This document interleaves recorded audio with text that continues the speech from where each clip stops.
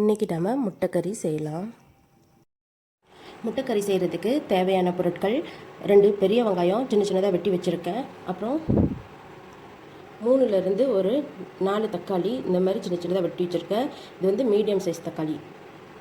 தாளிக்கிறதுக்கு நமக்கு கடுகு, சோம்பு தாளிக்கிறதுக்கு.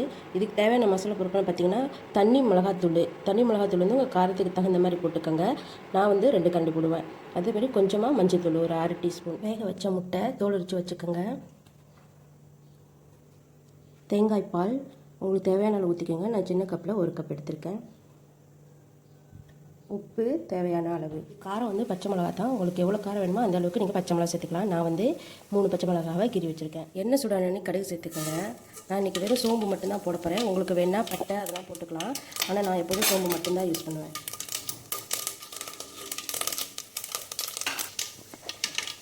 சோம்பு பொரிஞ்சோடனே வெங்காயம் சேர்த்துக்கலாம்.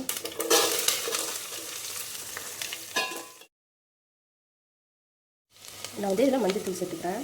மஞ்சள்தூள் சேர்த்து கிண்டிட்டு நம்ம தக்காளியை சேர்த்துக்கலாம்.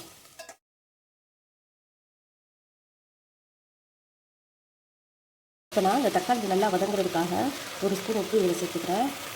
பாதி உப்பு சேர்த்துக்கலாம். அப்புறம் டேஸ்ட் எடுத்து மீதி உப்பு சேர்த்துக்கலாம். உப்பு போட்டு கிண்டிட்டு மூடி போட்டு வேக வச்சுருங்க. மூடி போட்டிங்கன்னா தக்காளி சீக்கிரமாக வெந்துடும்.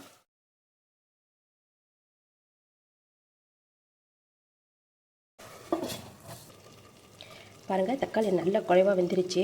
நான் இப்போ அனலில் ஸ்லோ ஃபயரில் வச்சு நான் மிளகாய்த்தூள் காரத்துக்கு தகுந்த மாதிரி ஆட் பண்ணிக்கிறேன். ஸ்லோ ஃபயரில் வைக்கலைன்னா மிளகாத்தூள் வந்து அப்படியே கருப்பாக பிடிச்சிக்கும். அதனால் ஸ்லோ ஃபயரில் வச்சு நல்லா கிண்டுங்க. இப்போ நான் நல்லா கிட்டியாச்சு. இப்போ நான் சுட சுட தண்ணியை இதில் ஊற்றிக்கிறேன். உங்களுக்கு எவ்வளோ திக்காக கறி வேணுமோ அதுக்கு தகுந்த மாதிரி தண்ணி ஊற்றிக்குங்க.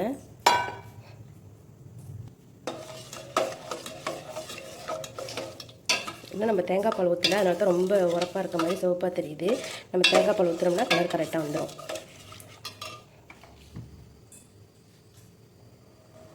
நல்லா பச்சை வாசனை போகிற வரைக்கும் கொதிக்க விட்டுருங்க. இந்த மாதிரி கீறி வச்சுக்கலாம். கத்தி வச்சு ஒரு 3 பக்கம் கீறினீங்கன்னா இந்த ஓட்டையெல்லாம் நல்லா உள்ளே போயிடும் கறி. அப்போ ரொம்ப ருசியாக இருக்கும். கீறின முட்டையெல்லாம் நம்ம வந்து கறியில் இப்போ சேர்த்துக்கலாம்.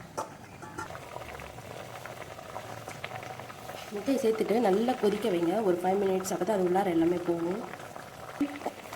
இப்போ நாம் பச்சை மிளகாவை சேர்த்துக்கலாம். பச்சை மிளகா வந்து வாசத்துக்காகவும் உரப்புக்காகவும் தான்.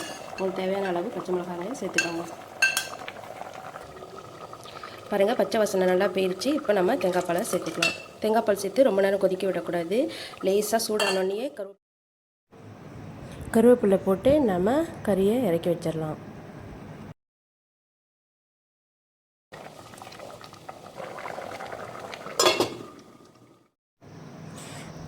பாருங்கள், சுவையான முட்டை குழம்பு ரெடி ஆயிடுச்சு. ட்ரை பண்ணி பாருங்கள், கண்டிப்பாக பிடிக்கும். பிடிச்சிருந்தால் லைக் பண்ணுங்கள், ஷேர் பண்ணுங்கள். நன்றி, வணக்கம்.